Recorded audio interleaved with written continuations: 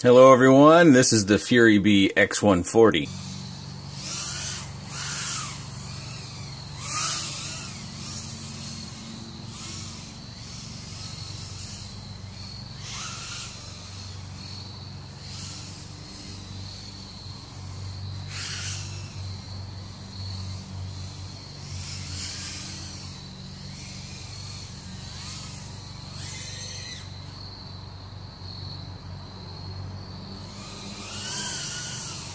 Comes with an F3 flight controller with an OSD, 600 TV line CCD camera. Nope, it doesn't say run cam. Comes with a 40 channel VTX. It's switchable between 25 milliwatt and 150 milliwatt. 20 amp ESCs, 1306, 3100 kV motors, 3030 4-bladed props. Mine came with an FR Sky receiver. It came with an XT60. I put on an XT30. LEDs, a buzzer, a battery strap. I broke it. Zip ties and Velcro. It comes with 4 extra props. VTX instruction sheet. You get a manual for your receiver. With the battery strap I put on, it weighs 138.2 grams. The arms are 4 millimeters thick. Bottom plate looks like it's 1.5 millimeter. The other bottom plate too. Top plate's definitely 1.5 millimeter. Camera mounting plates are 1.5 millimeter too.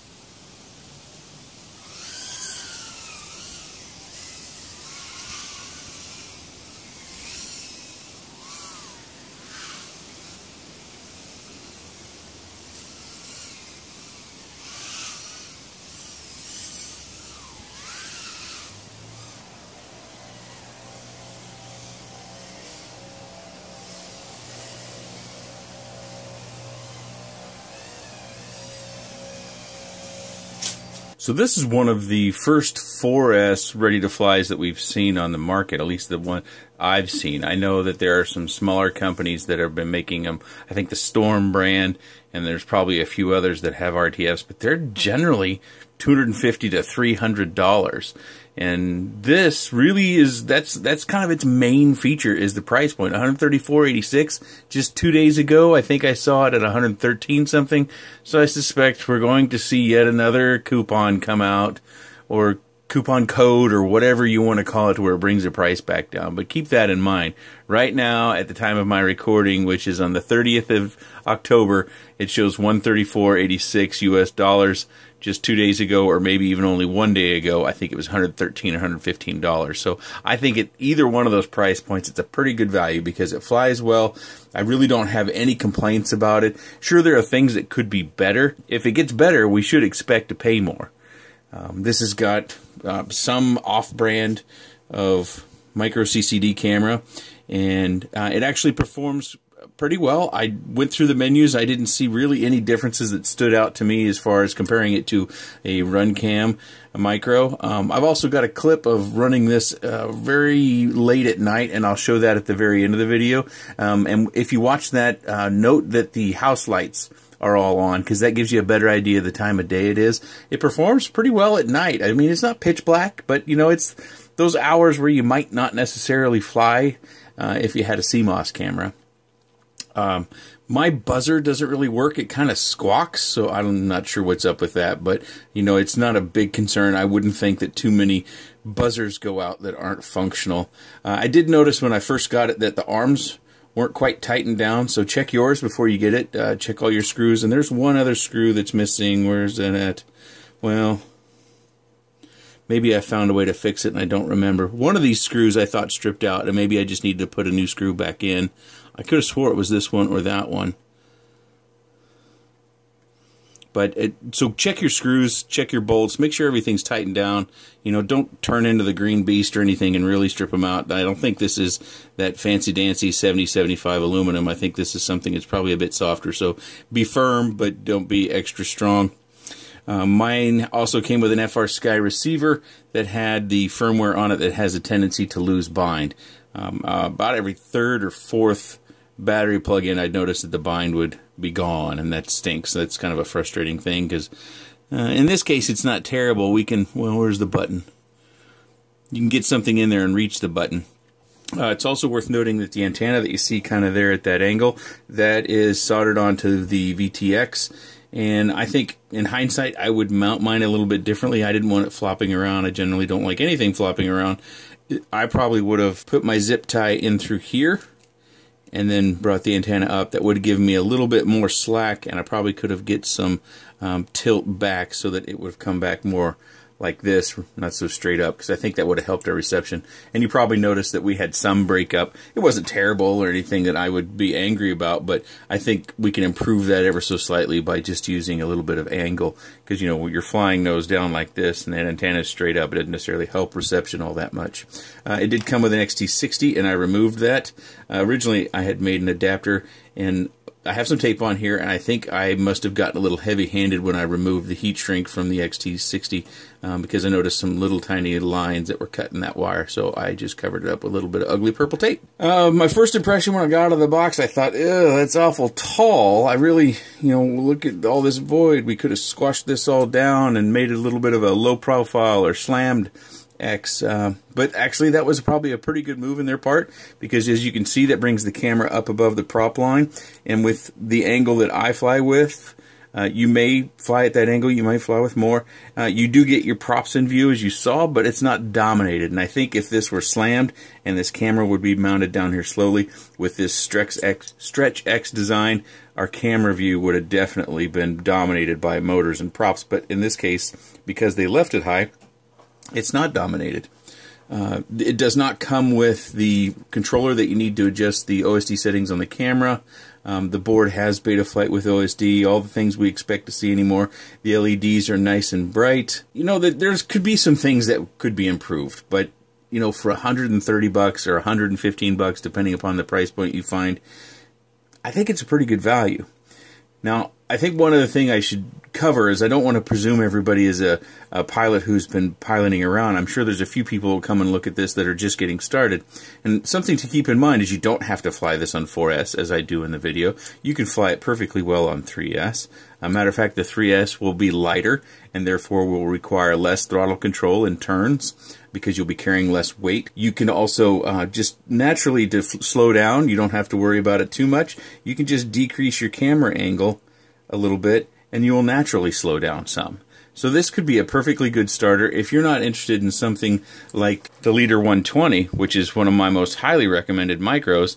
If this just doesn't float your boat for whatever reason, or if you've already got one, this is a pretty good stepping stone if you wanted to move up or you wanted to have something that I'm flying around in high winds as I am. Unfortunately, our weather here has been terrible, so high winds. When I say high winds, if you look at the weather report, I think it's been saying 27 to 28 miles an hour consistently with gusts of up to 50 or 55 miles an hour. That's high winds, and that's what I was flying this in. And I think you saw during that clip that the trees, even though we're not in the country, so to speak, but the trees are moving around pretty heavily, and we're not necessarily overexposed. You know, we've got houses all around us, lots of trees, so the wind was pretty stiff. And you may have noticed that it blew me off my lines a few times. One time I just got a little too deep in the yard and got tangled up there in a rear tree. And that's why I showed that footage, is because not all my flights are perfect. I don't want anybody to think that. I shouldn't say perfect. Not all my flights are good. And that gives you a hint, is that flight actually was pretty good as far as what I've had over the last 2 weeks in the wind. But it's still, you know, most of my flights don't go the full battery pack. And I was flying on these batteries. These are 4S Tattoo batteries, 450 milliamp, and I was pretty happy with the flight time on a 450. You could definitely put a 650, or even if you wanted to, an 850, and go for a much longer flight time. Keep in mind, though, one of my gripes with these Tattoo batteries is, notice the lead length difference. That kind of makes me crazy. One's super long, one's super short, and these all came in the same order, by the way. But these are the batteries that I use. They're good batteries, and they sag really quickly at the end, so when you get the beeper, you need to check your voltage in the OSD right away and probably land pretty quickly. And when I say quickly, I say, you know, 10 to 15 seconds or even sooner, because these sag hard at the end. As far as batteries, you know, they all sag in some way. Some sag right away and are just terrible junk batteries. Some sag at the beginning and the end and give you short flight times. These particular ones, they're good until you get to the end, and then they just kind of give up real quick. Improvements they could make. Well, I'm not a fan of this VTX.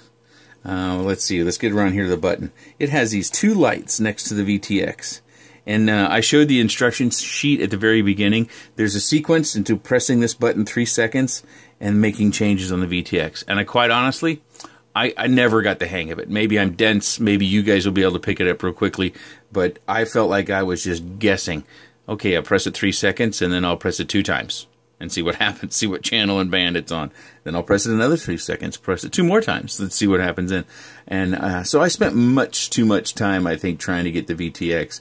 And that's a minor thing, really, unless you fly with others. If you fly with others, that's something you need to think good and hard about. So I'm not much of a fan of the VTX, although it seems to work normally once you get it set to the channel that you want, if you want a particular channel. As far as the motors go, they're fine. They don't feel rough or anything after many crashes, many flights. Sure, they could be higher kV and we can get more juice out of them, but 3100 is a pretty safe kV for 4S, and that's where this is marketed, 3 and 4S. I think it could be lighter. I think because they've used kind of this sandwich design of the arms, that we have a little extra carbon fiber and we have some extra nuts. So if you had a single bottom plate, that would reduce your weight a little bit. I also think they probably use some fairly heavy-duty standoffs here. I haven't taken them off to weigh them, but just from the looks of them, they look pretty substantial, which means this top area is going to take a beating, but it also means it has more weight. And when it comes to micros and flying hard and fast, if that's what you want to do, reduce weight, that increases your thrust by nature of math. One of the things I talk about all the time is strain relief on our batteries, and in this case we really don't have much of an opportunity other than just zip tying it to an arm. I think we can get, if we're real careful, we can get a zip tie. If I can show you. Well, maybe not. We're probably going to have to go up and over everything. If you wanted to get a zip tie in here deep, like zip tie it inside the frame a little bit, you could do it there. Otherwise, we're going to be stuck out here on the arm a little bit. I like strain relief because, as you can see, if you have a battery ejection, normally it ejects forward because we're moving forward, and then we have the sudden stop. I just don't want to pull these pads off, because if you pull those pads off, I don't know, maybe you can repair it, but I can't. So if this pulls off here, then we're looking at a new ESC unless you can do a repair. I don't believe this one came tuned, so I'll go ahead and I'll put the PIDs that I have on screen. I'm pretty certain it didn't come tuned, because usually when I do that, I take a screenshot, and I didn't really note anything in the screenshots that I took of this. So I'll put those PIDs as you see on screen. If you're looking for something to fly in the wind, or if you're looking to go 4S with your micro, this seems like a pretty good candidate, especially for your wallet. This seems like a real good candidate. I'm not going to outright say you need to get one of these, because if you got a Leader 120, I don't think this flies all that much differently than a Leader 120. But this is going to be able to fly in higher winds. And so if you're in a windy area, this might be a better candidate for you than this, depending upon how consistent those winds are. I'll put links to both these vehicles down in the description below. I'll put some links to these batteries in case you don't have any in the description down below. Next up will be that late night flight that we had. Well, it's not late night, that evening flight, so you can get an idea what the camera is. If you have any comments or questions, please leave those in the section down below. I appreciate your time, and thanks for watching.